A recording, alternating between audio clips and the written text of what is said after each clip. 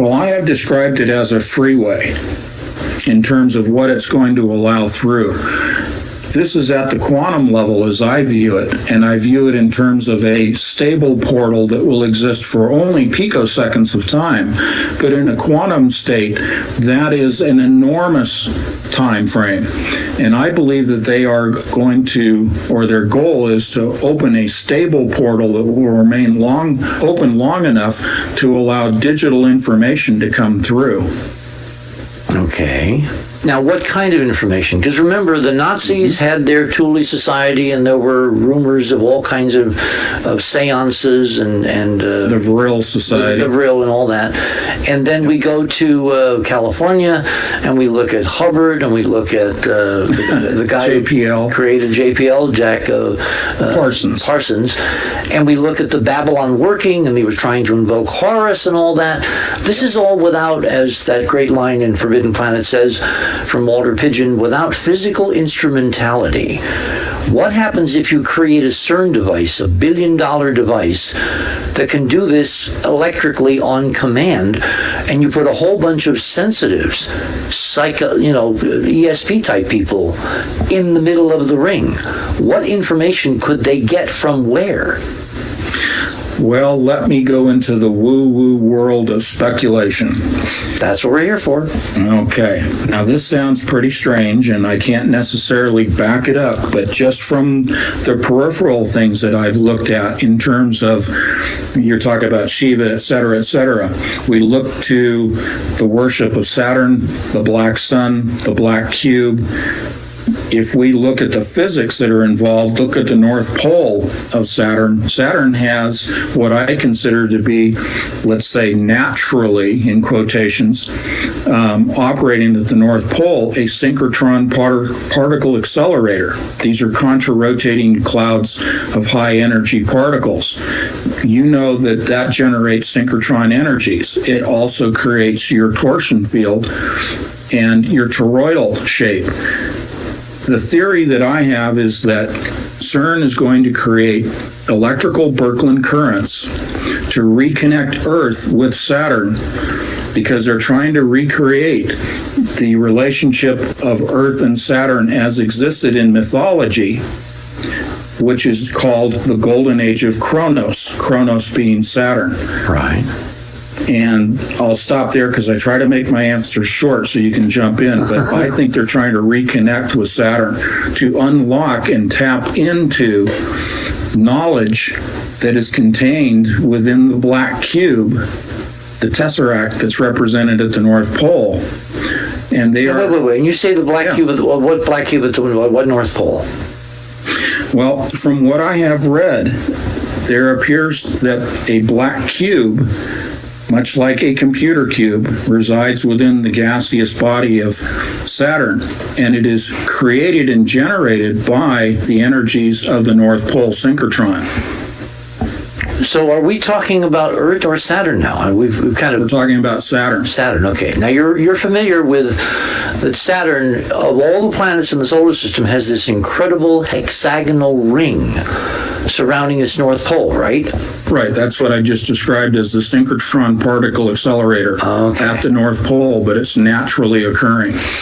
Well, it's part of the physics of the planet and how planets generate these kinds of geometries in their I mean, the clouds on Saturn are kind of like a dye tracer where you can see stuff going on that you wouldn't see if there was no atmosphere. Mm-hmm. So yeah, that definitely that huge hexagon is part of the hyperdimensional torsion field model, and it's endemic to Saturn because Saturn has the right structure, the right rotation, and all that to make that visible.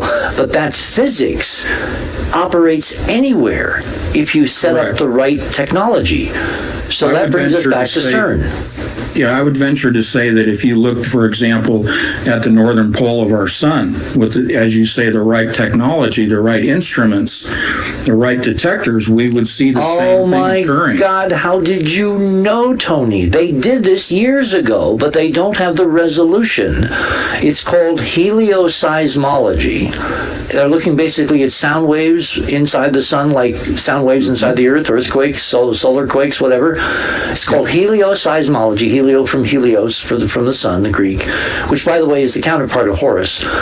So helioseismology lets you map the interior of the sun by watching the bouncing around of sound waves and how they interact with the surface, where you can see the transduction of the sound waves into light waves, measure their Doppler shifts, and measure the actual, you can reconstruct the 3D stuff going on in the sun from measuring these Doppler shifts from the surface. You can see the patterns. You can see the patterns. So what they found is there's this weird current going around the north pole of the sun, and they just don't have enough resolution to see if it's a hexagon. Exactly. But it's beneath the surface. If we were to go to other planets like Jupiter or Venus, it might be a little bit easier if we could do a flyby on the North Pole to detect those. So we don't see these at Jupiter. We don't see them at Neptune or at Uranus. We only see it at Saturn. But Saturn is also very weird because Saturn is the only planet in the solar system which has its internal magnetic field precisely aligned. I mean, exactly aligned with its rotational axis. Unlike any other planet, the Earth's magnetic field is tilted like 10, 15 degrees. Jupiter's about the same. Uranus and Neptune is like 60 degrees. Saturn is exactly aligned, and that makes the physics of Saturn unique. And so this signature, the geometric signature around the North Pole, is also unique. And you're saying that there is a potential to try to connect in the physics CERN with the physics of the North Pole of Saturn. And they will do that by way of the southern pole, which is a spiral. Looks very much like the spiral over Norway that was observed many years ago, back in, 2009? Just before the president was to visit to pick up his Nobel Prize. Exactly. And so there are NASA photographs that you've seen that look very much like that same spiral occurring, and that is because of the synchrotron energies that penetrate through the planet to the southern pole. But in our discussion of the torsion fields and the toroidal field and then the opposing jets, the synchrotron energies. Back to the Nazis and their secret preoccupation with Saturn during the war? I believe it does, because during the war they were worshiping the black sun, which is Saturn. And so if we go back to the story of the golden age of Kronos, Saturn was and still is a brown dwarf star, and I believe that that's why it has similar characteristics it can share with our sun, both being stars. But the myth we have to define what you mean by that. It was found in the 1960s. You know, obviously the sun is a star because the sun is incredibly bright, emits a whole bunch of energy, and the energy source has been really kind of mysterious for thousands of years, up until a guy named Hans Bethe on a train during World War II figured out that the sun seems to generate its energy from thermonuclear sources, and the so-called beta cycle and all that was born. In the 1960s, scientists flew high-altitude aircraft with telescopes that could look in the infrared, and they looked at Jupiter and Saturn and Uranus and Neptune, and to their astonishment, these were telescopes mounted in a Learjet flying at 40,000 feet above the Earth's atmosphere mostly, so they could see the faint infrared radiation.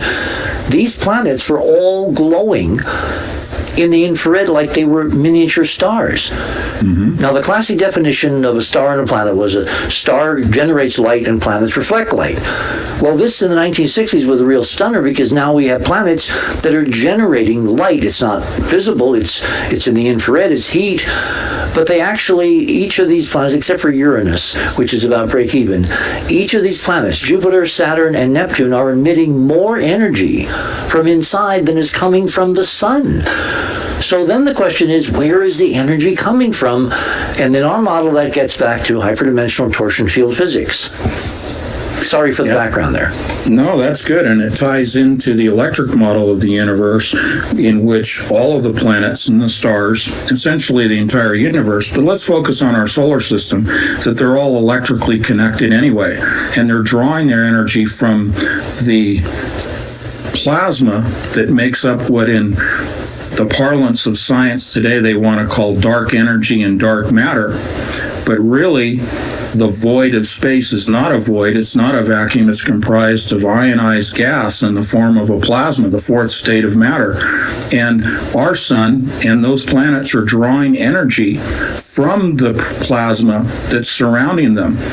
And I differ with, the model of a nuclear model, fusion taking place. I believe that what our sun is doing is continually drawing more energy, as Tesla called it, from the ether. Mm-hmm. But then how do you get rid of the fact that you've got, trillions and trillions and trillions of tons of matter all collected in one space?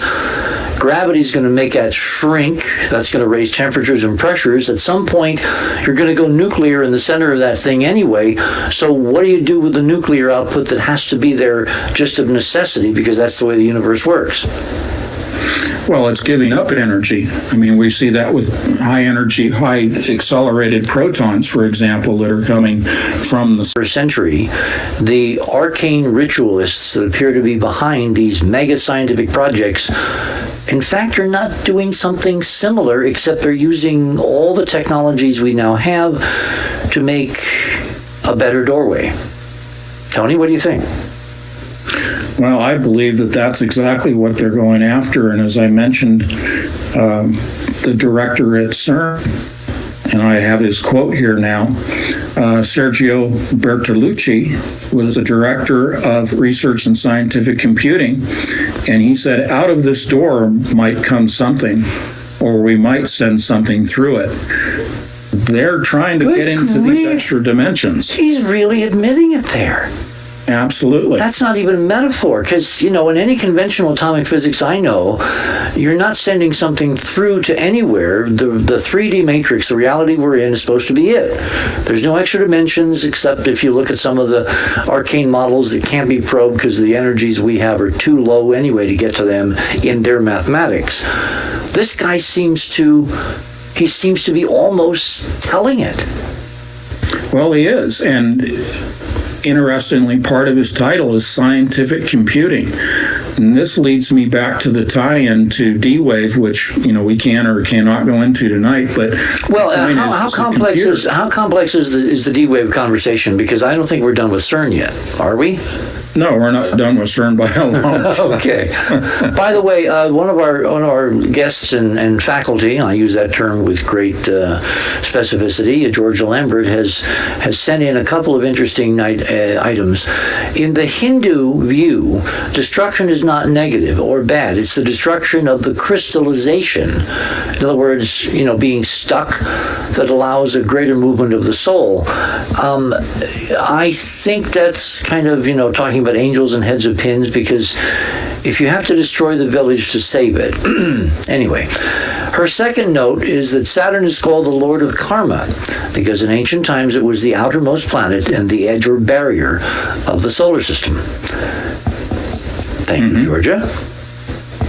Well, this kind of goes into the New Age parlance of, ascending, the ascension, and it ties into DNA. And as I said, DNA is part of the colliders, and that's a whole nother discussion. But this whole idea of human longevity and eventually immortality ties into the colliders. And it's hard to think that way, but there's an awful lot of scientific discipline that feeds into, as proof of concept laboratories, feeds into CERN from multiple agendas.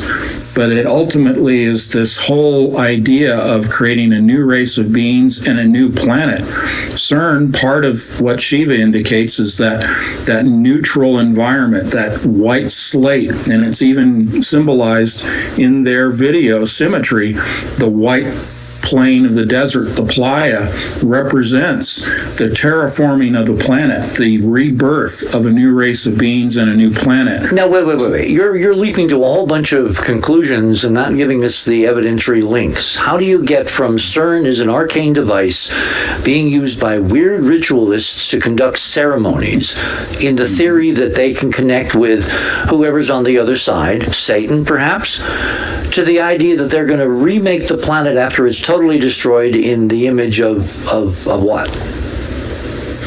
Well, in the image that Satan wants to create, because he hates God's creation, which includes the life forms and the planet. How I get there is by interpreting their own video symmetry, which depicts the